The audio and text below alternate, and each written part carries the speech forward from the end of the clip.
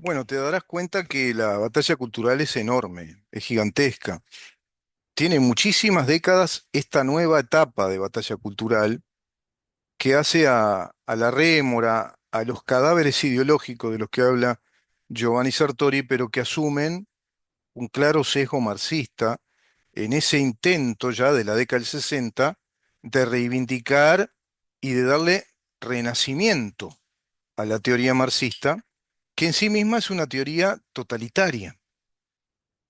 Es una teoría que persigue un fin último, tiene un propósito, y como diría el gran Germán de Keyserlin, cuando trata un capítulo sobre los espíritus superiores, esto es muy interesante lo que voy a decir, y se van a dar cuenta por qué, a raíz de esta lectura que voy a hacer de la lección 18 de Giovanni Sartori, dado que Giovanni Sartori dice que las ideologías murieron porque ya no hay sustancia, no hay espíritu, no hay metafísica. Claro, toda ideología tiene una sustancia filosófica, espiritual, metafísica, más allá de que el marxismo dijera que la religión es el opio de los pueblos y planteara el materialismo dialéctico, en sí misma desarrolla toda una savia vital filosófica, filosóficamente interpretativa de la historia del poder político, de la historia de la lucha de clases, a través del materialismo dialéctico, que es ese proceso dialéctico de los medios de producción o el dominio de los medios de producción que él acusaba como los causantes, el factor causal de la lucha de clases, y lo planteó en términos bélicos. Hay ahí axiomas, tienen que ver con esos axiomas o dogmas como lo tienen las religiones. Por lo tanto, había una sustancia filosófica que ya se perdió. Ya no se habla en estos términos porque además hay que camuflar toda esa derrota, porque esta ideología cayó derrotada, no tiene sustento, en realidad no tiene sustento empírico. Decía Frédéric Bastiat ya en la primera mitad del siglo XIX que casi a finales había conocido el Manifiesto Comunista, pero había conocido toda la obra de Proudhon también, que los socialistas e inclusive el marxismo no superaban la estatura de una ideología, no adquirían la estatura de una teoría política. No tenía manera de aplicarse en la realidad, no tenía empiria. Empíricamente no se iba a poder aplicar. Eso que Lenin llamó la praxis de la teoría, pretendiendo conjugar la teoría de Marx con su praxis política y constituirla como una gran teoría científica de la política, de la organización del Estado, del devenir de la humanidad y de la interpretación, inclusive económica, del comportamiento humano. Todo eso cayó estrepitosamente, un fracaso rotundo, a partir de la idea atolondrada de la estatización de la propiedad privada, de la confiscación de bienes, un Estado que roba, que confisca para convertirse en el Estado patrón que gobierne a su población, y esa población ya pasa a ser empleados u obreros de ese gobierno que detenta la concentración de poder de ese Estado socialista. De ahí que todo se concentra en el poder ejecutivo. A eso conduce el marxismo, es totalitario. Entonces decía Germán de Keyserlin que hay dos maneras de construir un pensamiento, digamos, proyectivo, creador o creativo, que solo los espíritus superiores pueden hacerlo. Y una es la creación de utopías. Y el otro espíritu, aún más grande, es el que crea o el que concibe una profecía. En términos contemporáneos, una prospectiva científica. Es decir, un análisis minucioso con datos estadísticos y datos estadísticos analizados y con mucha filosofía epistémica para dar una proyección de futuro, una proyectividad analítica o prospectiva, lo que antiguamente se le decía una profecía. Es decir, se va a cumplir prácticamente lo que esta persona o esta y esta y esta persona dicen que se va a dar, desde un estudio minucioso, con una metodología científica, que nos dice el mundo va para acá y va a derivar en esto. Por ejemplo, las perspectivas de Carl Sagan, las perspectivas de Hayek, las perspectivas de von Mises, las perspectivas de Antonio García Trevijano y de tantos, que te van diciendo qué mundo se está construyendo y hacia dónde va a ir. Pero esas perspectivas son abiertas, requieren de nuevos sujetos que le aporten más y más elementos de análisis, ajustándose al devenir de los hechos, como lo haría un gobierno democrático liberal que está, desde su vocación democrática y liberal, resuelto a resolver circunstancias y problemáticas que naturalmente se van a presentar en el devenir de los años de ese gobierno, en el devenir de los meses, como pasó acá con la pandemia, como puede pasar con una catástrofe climática, como puede pasar con una catástrofe económica por X motivo, como puede pasar con una epidemia. Es decir, un gobierno, cuando es verdaderamente democrático y liberal, tiene una savia doctrinaria filosófica que es el gran norte a seguir, pero está resuelto pragmáticamente a resolver los temas coyunturales. En cambio, los marxistas no. Los marxistas no están dispuestos a resolver las coyunturas, a ir dando soluciones específicas desde minuciosos estudios, sino que tienen la mirada puesta en el fin último, en el fin a conseguir, en el propósito ideológico de sus propias vidas, sustentando a esa clase política profesional del mercadeo de las ideas desde una ideología muerta, pero que asume ahora una especie de renacimiento a través de una nueva semántica, de una nueva retórica desde lo políticamente correcto, creando una utopía, que ese es el otro espíritu. El espíritu mayor, pero de menor grado al espíritu profético, dice Germán de Keyserlin, es el espíritu utópico. ¿Y qué es una utopía? Utopía es una palabra que proviene del griego, como aquella que escribió Tomás Moro, que quiere decir ciudad sin lugar, una especie de oxímoron, ¿no? Es paradójico hablar de una ciudad que no tiene lugar, no tiene espacio. Bueno, es algo así como un mundo ideal, es esa ciudad considerada como una polis, una ciudad muy organizada, como si fuera un estado muy sofisticado, donde todas las personas viven en libertad, viven con muy buena calidad de vida, impera la ética del buen comportamiento, es una sociedad en efecto inclusiva, se ha incluido un comportamiento que no es digno de ser cuestionado, pero son libres, plantea un mundo de seres libres, abiertos a la creatividad propia. Eso es una utopía, es un ideal, como que pone la vara muy alta para ir en la consecución de ese ideal, como ese horizonte al que nunca llegamos. Eso es una utopía. Y eso comporta una ideología como el marxismo, dice Germán de Keyserlin. Porque la utopía construye un mundo cerrado sobre un conjunto de parámetros, de principios axiomáticos que no admiten ninguna discusión, no admiten datos de la realidad, dado que la realidad es mucho más compleja, es más rica en matices, en imponderables, en variantes, tiene un mundo de coordenadas que la utopía no puede tener, y apenas se le quiere introducir algún elemento de la realidad, esa utopía se encierra sobre sí misma y la rechaza. La utopía también es totalitaria, totaliza una idealidad, y eso plantea el marxismo, dice Germán de Keyserlin. Lo mismo dijo, con otras palabras, Frédéric Bastiat. Lo mismo dice sobre el marxismo Giovanni Sartori. El ideologismo habitúa a la gente a no pensar, dice Sartori. Políticamente correctos y óptica ideológica, lección 18. Es el opio de la mente.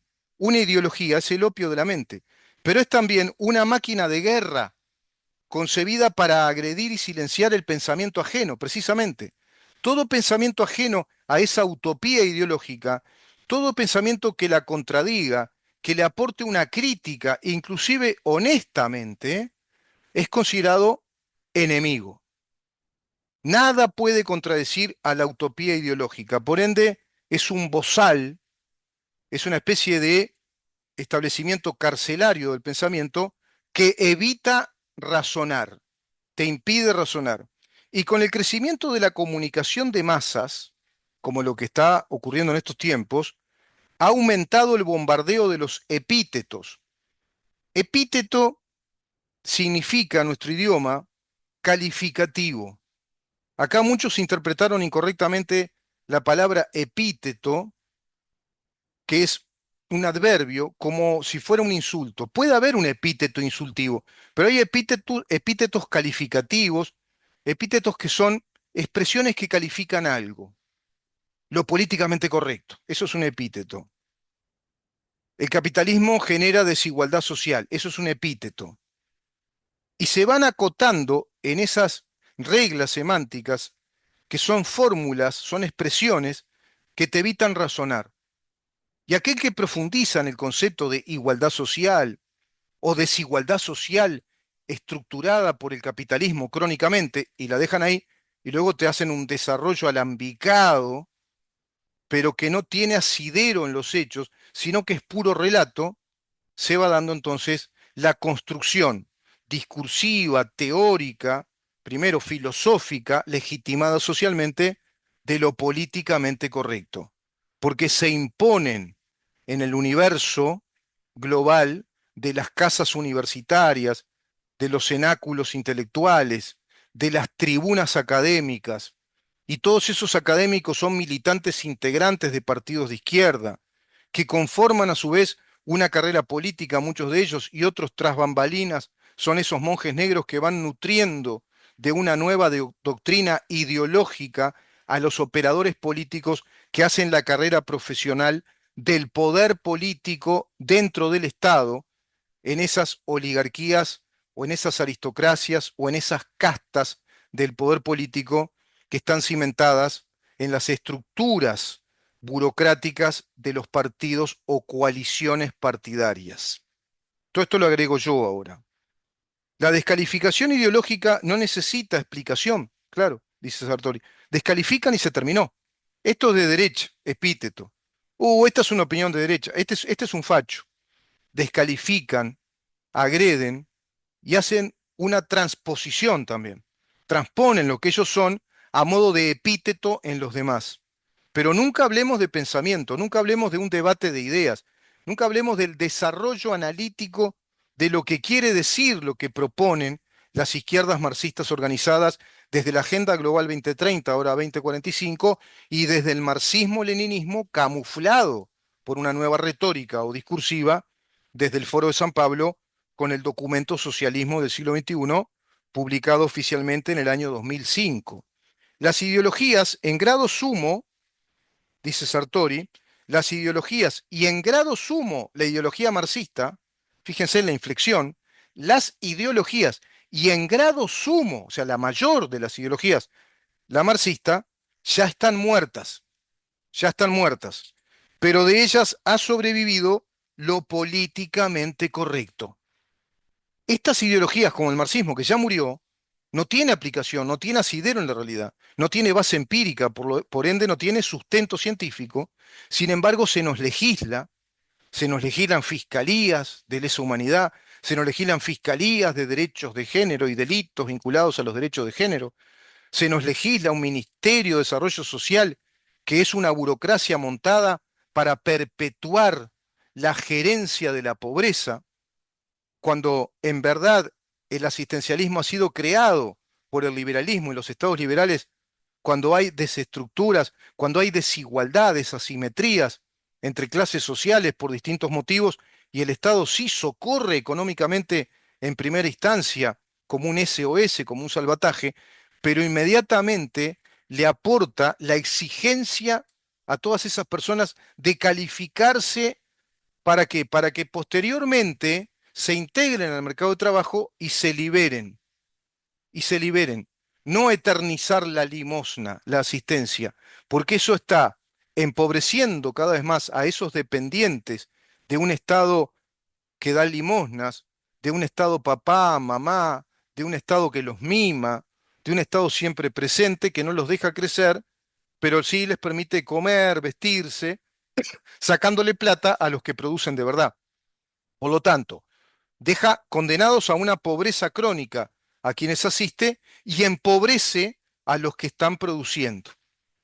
Ese es el Estado marxista que ya Uruguay es, y trabajado desde el mercadeo de lo políticamente correcto. Por eso este debate no tuvo sustancia, no tuvo épica, no tuvo filosofía, no tuvo idea, fue un debate vacío de estructuras de lo políticamente correcto, con dos personajes tristemente payasescos, y como resultado, dentro de esa ambigüedad del pacto de lo políticamente correcto, vuelven a obtener el gobierno los peores delincuentes que tenemos dentro del sistema político uruguayo, que son los que desfinanciaron a Uruguay, los que nos dejaron una deuda externa del 76% del PBI, los que no hicieron crecer la inversión directa extranjera, los que desarticularon y desinvirtieron en infraestructura, los que hicieron ingresar de modo arbitrario con Mujica 76.000 empleados públicos sin calificación, los que hacen ingresar militantes políticos prebendados por este sistema corporativo de oligarquías en el poder político del Estado, desde los funcionarios públicos, a su vez enquistados en las corporaciones sindicales del PCNT, Partido Comunista, quienes trabajan en ese círculo de negociaciones con los consejos de salarios, los gobernantes de turno con los sindicatos y los empresarios. Todo está pactado. Los que pactaron decir la falsedad histórica de que acá hubo terrorismo de Estado, los que aplican de modo ilegal e inconstitucional tipificaciones penales que no existían en el pasado, violando el artículo 15 del Código Penal, los artículos 22, 23 y 24 del Estatuto de Roma, al artículo 20 del Estatuto de Roma, violando el artículo 23 y 26 de la Constitución de la República, el artículo 15 y 16 de la Constitución de la República, violando el artículo 228 del Código General del Proceso. Todo en un pacto de lo políticamente correcto, el perfume de una ideología muerta. El fin de las ideologías lo profetizaron muchos estudiosos en los años 60, pero a decir verdad, se trataba de una profecía un poco prematura. Además, el fin de la ideología significaba esencialmente el fin de la ideología marxista, que sin duda era la más importante y la más fuerte, pero no de la ideología en general, por utilizar la expresión de Benedetto Croce, categoría del espíritu. En cualquier caso, la profecía prematura de los años 60 maduró con el derrumbe del muro de Berlín de 1989, después con la caída de la Unión Soviética, y se creó aquel libro desde el cual todos celebraron con champán el fin de la historia, le pusieron así, de Fukuyama, creo que se llamaba. Bueno, un error garrafal.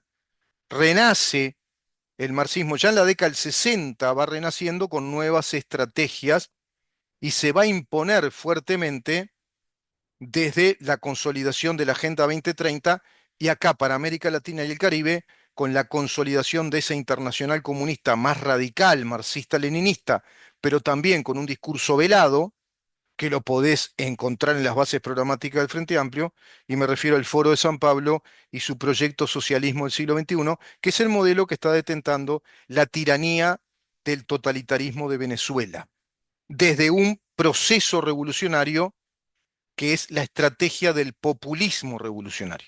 En otro programa vamos a hablar de lo que significa populismo revolucionario, porque no es una ideología, es una estrategia que emplean las ideologías totalitarias. Pueden ser de extrema derecha o de extrema izquierda.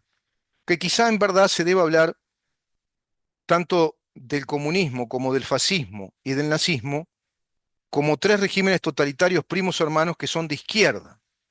Y la derecha quizás sea el liberalismo en todas sus vertientes. Podría revisarse esa taxonomía en serio.